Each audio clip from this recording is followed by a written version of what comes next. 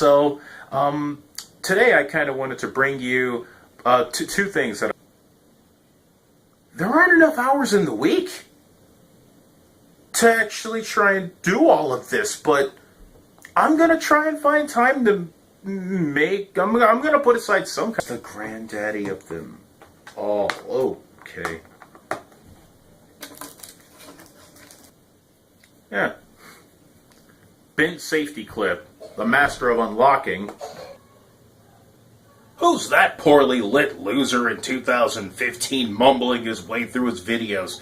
To think that almost 2 years have passed since my very first official episode of the Unboxening has gone by, that I reviewed the original Xenoblade Chronicles X on the Wii U, here in 2017, Xenoblade Chronicles 2, with its own collector's edition is available, so I figured I've gotta review that. It's almost natural.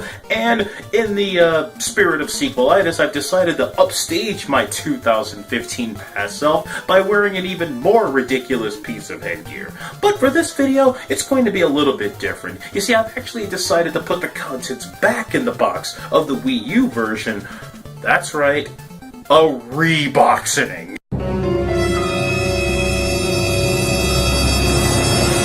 In order to compare it with the contents in Xenoblade Chronicles 2 Special Edition, to kind of put a, who did it better sort of scenario. So, instead of just prattling on about the game, which I'll probably talk about maybe at a future date, I'm just going to jump right into this because I want to hurry up and get this done so I can play my game.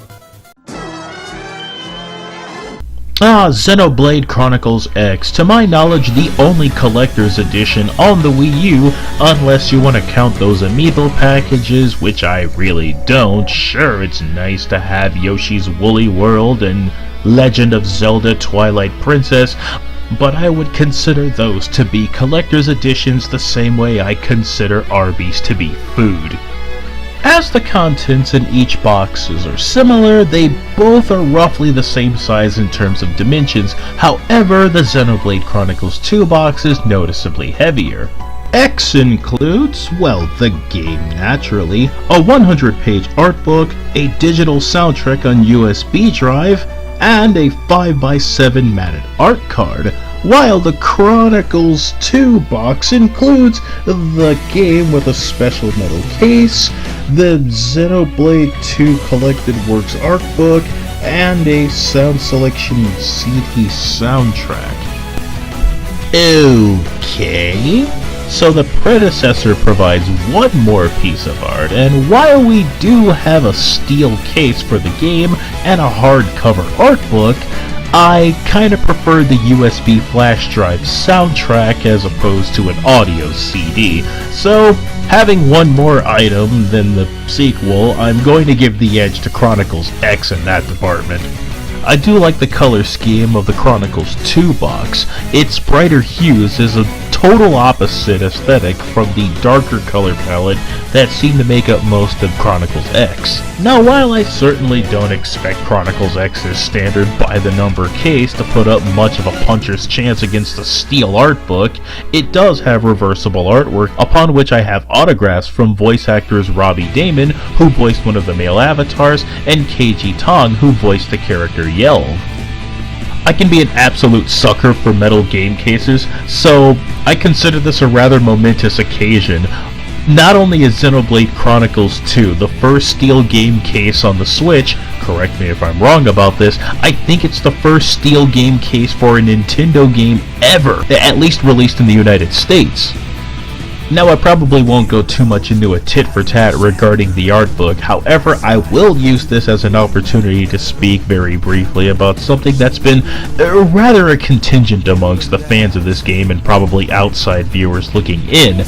It's regarding Xenoblade Chronicles 2's decision to go with a more anime art style, whereas I think a lot of different game franchises like Hyperdimension Neptunia, the Tales of games, and various other series utilizes the anime look. Once I saw this one in motion, it really didn't bother me all too much, because it looks more like Xenosaga. which in retrospect I find absolutely hilarious, because back when the first Xenosaga game was out, everyone hated it for the pervy anime graphics, so the sequel was praised when it was released when it dropped the anime look in favor of more realistic character models. But other than Rex and some of the smaller, more childlike character designs, it really doesn't look all that anime-y, so I don't see the big deal. Am I just not fickle? Is there something wrong with me? But regardless, back to the art books, yes, the hardcover wins. Bigger. Given that both of these collector's editions are so similar, I think that they both have interchangeable qualities. I can't really say that one is particularly better than the other. Xenoblade Chronicles 2 probably does a few things better, but in that same regard, it does come with less, and I think the USB soundtrack puts more pluses on Chronicles X's package altogether. But I would say that they probably both are on par with each other, and I'd say it's maybe dead even. If there was Xenoblade Chronicles 3 and they released it in this same style, I wouldn't mind that. This has been Colonel Fancy, and thank you for watching. Care to check out a lengthier episode of the Unboxening? Be sure to look at my Marvel vs. Capcom Infinite review in the link below. Also, be on the lookout for my first ever anime review on Colonel Fancy Reviews, where I take a look at Art of Fighting? Okay.